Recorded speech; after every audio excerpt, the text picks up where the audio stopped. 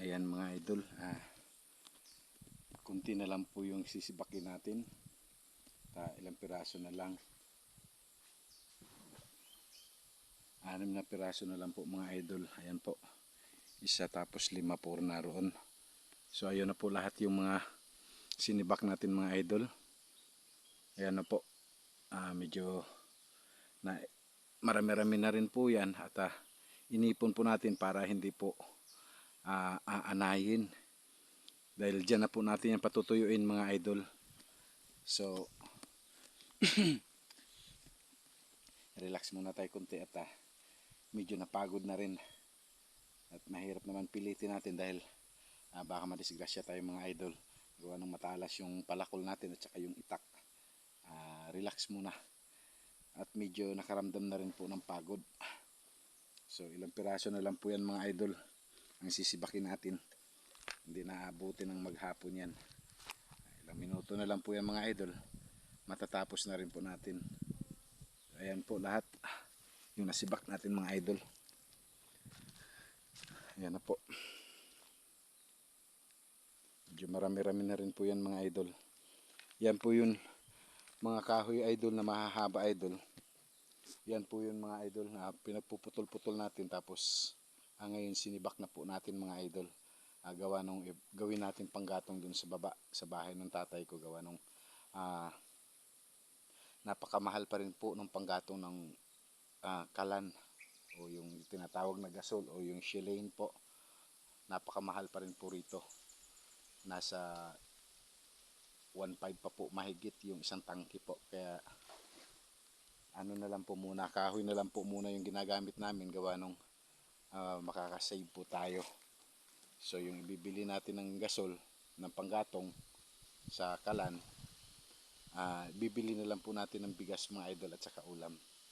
Dahil nakakasave na po tayo ng 1,000 mahigit, 1.5 mga ganun mga idol. So sa ulam na lang po yun mapupunta mga idol at saka sa bigas po natin na pangkonsumo natin sa araw-araw. So ayan po, tutuloy ko na po mga idol yung pagsisibak ko mga idol para matapos na po.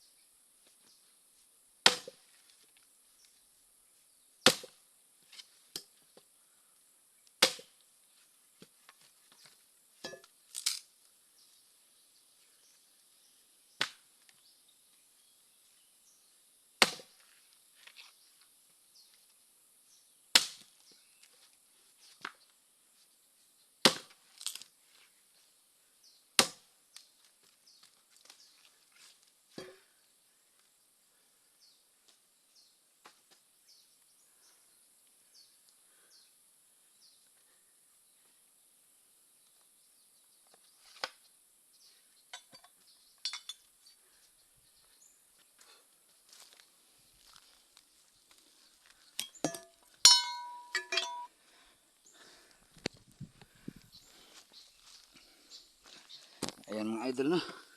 Natapos na rin natin yung pagsisibak at makakapagpahinga na rin tayo mga idol. Nakakahilo yung kakatuwad-tuwad mga idol, nakakahilo.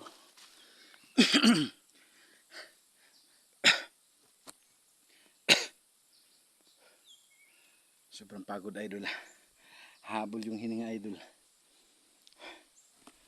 Tatapos lang din pati natin mananghalian mga idol. Medyo hinihingal tayo at diniretso ko na yung pagsibak pagkatapos ko mananghalian mga idol para matapos na rin po. At baka biglang umulan, tatakpan po natin yan ngayon ng dahon ng nyog para hindi gaano mababasa mga idol. Medyo tuyo-tuyo na rin yan mga idol, matigas na rin sibakin. Ayan po, daming kalabaw doon mga idol, naliligo yung mga kalabaw mga idol. Ayan po.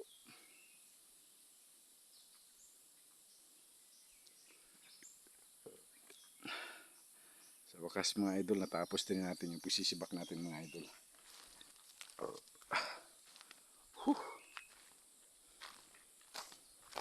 Ayan po. Ayan po lahat yung nasibak natin mga idol. Tapos na rin po. At patutuyuin na lang po natin yan mga idol, gawa nung gagamitin din natin mapanggatong yan doon sa baba mga idol, sa bahay ng tatay ko. Init. Pahinga muna mga idol.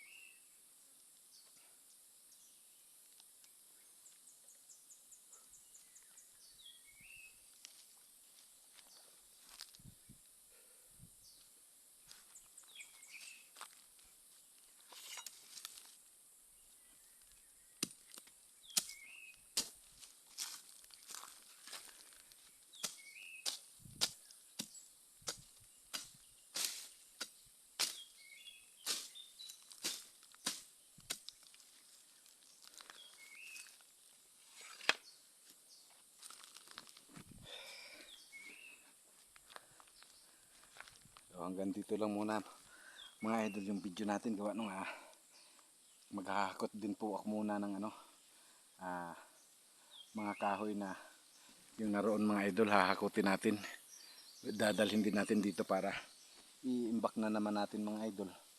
At pag may time na naman ulit tayo, pagpuputol-putulin po natin ulit, tapos sisibakin natin mga idol.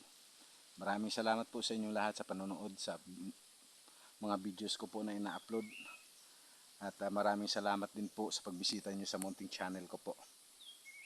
Muli, magandang araw po sa ating lahat.